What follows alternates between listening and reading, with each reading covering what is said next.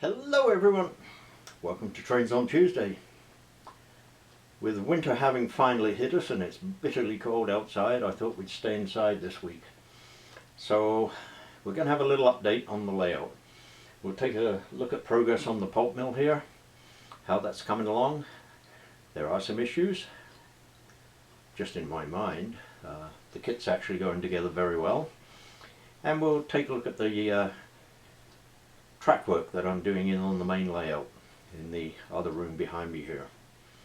So sit back and relax and enjoy Trains on Tuesday.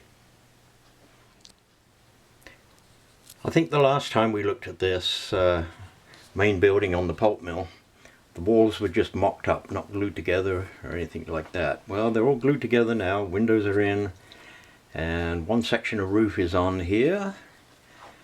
The tanks, I don't know what they hold, but tanks are in place. Actually they're just sitting there, they're not glued in place. I don't have the roof sections on the top yet because I have air conditioners and vents and various things to figure out where they're going to go and how they're going to look. More tanks back there. I've got some shadow across that, not looking really that good. I've painted the stacks and the tanks, and I've weathered one of them. The little one there, that's a spare. That's made up out of spare parts. I've built the gantry that holds pipes, painted those up, and in addition to that, a bit of my own innovation. You can see this bit of black flooring here. It extends inside. That's made up of the sides of plant pots. Very, very, very thin styrene. And cut sheets of that out, and I've placed those there. Now the reason for that, the reason for putting this plastic in here is so that when I put the track in, which will sit on a little ledge at the back, somewhere back there, it'll sit on a little ledge and be glued there and glued here. The track will be cut off just about where the edge of the plastic is here, the black plastic. And the reason is that it'll allow me to ballast just inside and around here. And that will be permanent, but there'll be a gap in the track or a break in the track here so that I can remove all this. I have to be able to remove this because it's blocking the closet. Can't get in the closet right now. So this whole section has to be removable, and to do that I'll be taking the building off. Now the next issue with this is the other building that goes at the back end there. Here's a section of it. A yellowish tan plastic, corrugated. Oh, that was the sound of my thumb going across it. There we go. And I don't know quite how I want to paint that before I assemble it, and I'll show you why. Here's an aerial view of our actual pulp mill here in town, and that building that I'm working on down there, the main building, would be this one. This has a track running into it, just the same as that other one. The tall building that I'm having issues with would be an equivalent of this one here. Obviously I can't model the whole thing, it would take up the whole basement to do that. Let's take a look at a street view. We'll pop down in here. And there's the building that I'm talking about. Now as you can see, it looks like it has corrugations on it. Perhaps you can't see it, but I don't know, it could be smooth or it might not be. But the issue is that it has this green bit painted around the top, and I would like to replicate that on my second building down there. But I have no idea how to paint a straight line on a corrugated surface. I really am concerned about getting that good. So once I get over that, then we'll carry on with the build. Okay, so that's the issues I'm having with that building, but as I said, once I'm over it, we'll see progress here. None of these elements will be joined together. The bins here and the tanks at the back there, they'll all be separate, and that building and that gantry there will be separate. Everything here on the main building will be one piece, but I do have to remove it, so it'll be a lot easier in sections. Okay, well, let's go into the main layout room and take a look at what I'm up to there. So in here you can see tools and bits and pieces of track and various other items all laying about.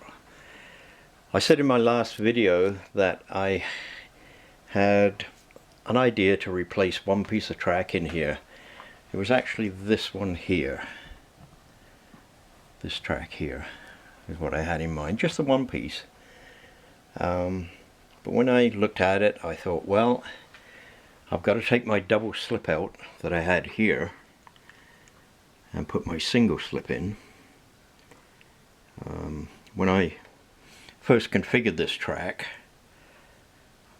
I didn't have a single slip, so it ended up being a double slip, but to run off of this line here and through a double slip and back onto the same line there just was silly, so I went to the expense of a single slip. And anyway, getting started, I thought, well, I might as well do the job and get all this done. So I have replaced little short sections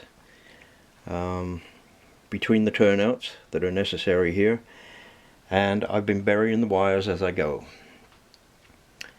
I've also been painting. I haven't pulled this up yet, but I've been painting the baseboard as I go. So my next piece that I'm working on is this one here. This is Atlas track, and I'm going to replace it with Pico track, full section. But I have a little issue here. In laying this out, I put little short sections of rail in a number of places, and I've got one there which I'd like to eliminate, but that is a full section of track there, so I've definitely got to do something there.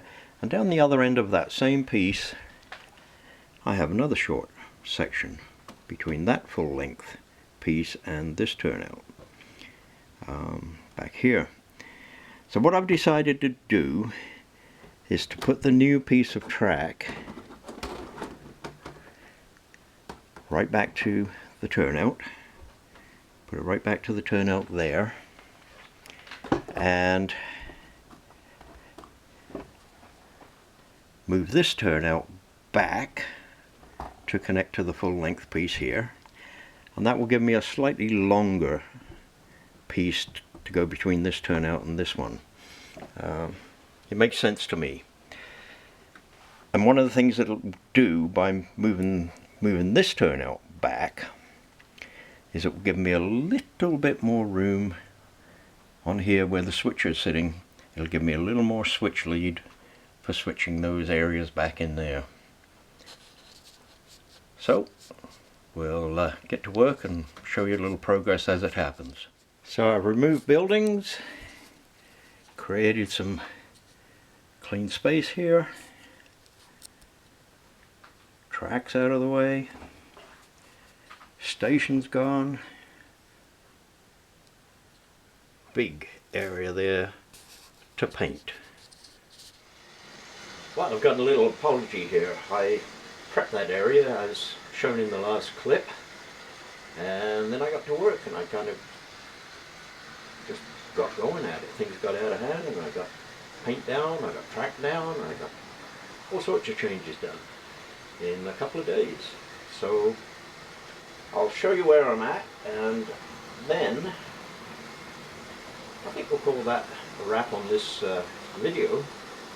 A little update. I'm down to 6 wires on the fascia here. That's the yard tracks. I may carry on with that, or I may take a break and tidy up around here a little bit. And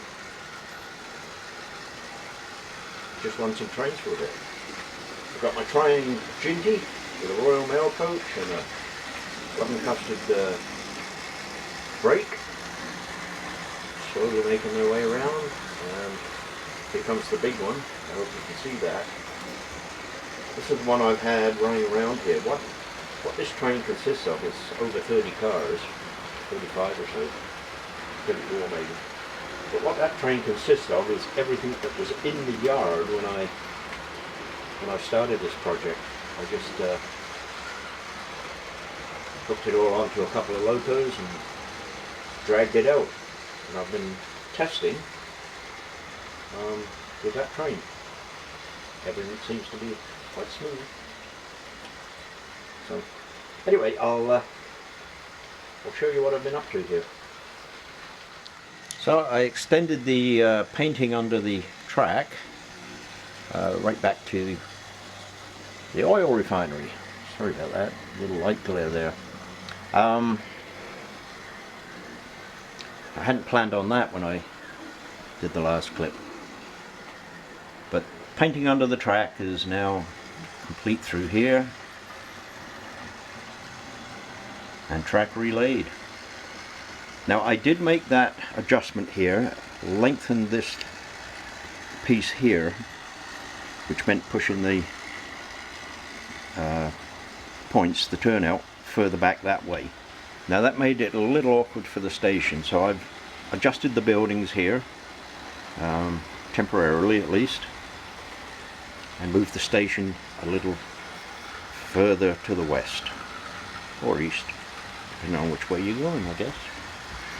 Anyway, paint's done right down to there. Hello, Ginty.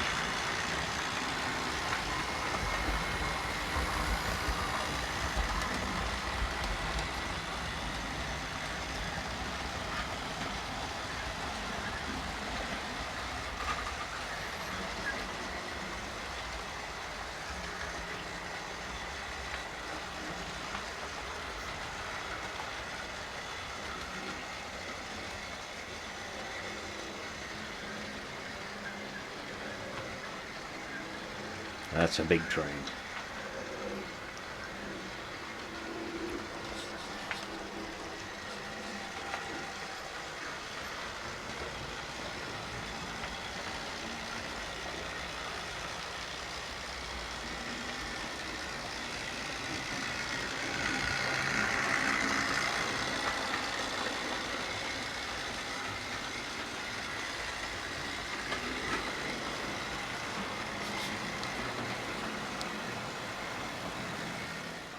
Okay, well, I think we will call that the end for this video. Lots more to do.